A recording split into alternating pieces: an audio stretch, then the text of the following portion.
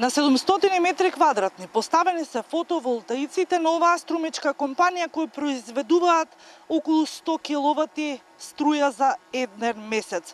Од компанијата велат дека овие 100 киловати на месец им се доволни и покриваат од околу 40 до 50% од потрошената електрична енергија.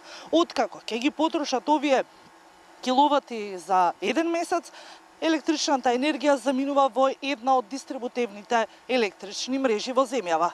Цената на електричната енергија последните години оди во нагорна линија. Затоа секакви напори за енергетска ефикасност, заштеди на енергија се оправдани и неопходни. Големи резерви на заштеда на енергија постојат, но треба правилно да се искористат.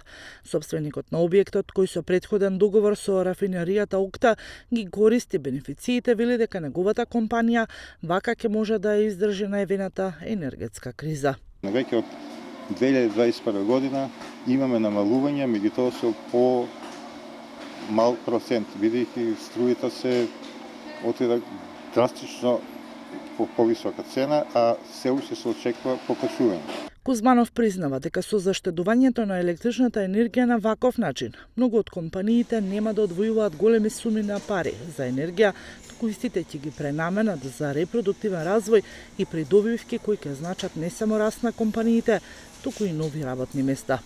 Јас мислам сите компании што финансиски стојат добро, треба или со своји средства или да користат дел од кредитот од банките да финансират во овој фотоволтаични централи. Во југоисточниот регион во земјава, еден од најголемите производители на обновлива енергија се ветерниците во Богданци, кои произведуваат и до 100 милиони киловат часови струја, која е еднаква количина за задоволување на годишните потреби на струја на град од околу 60.000 жители.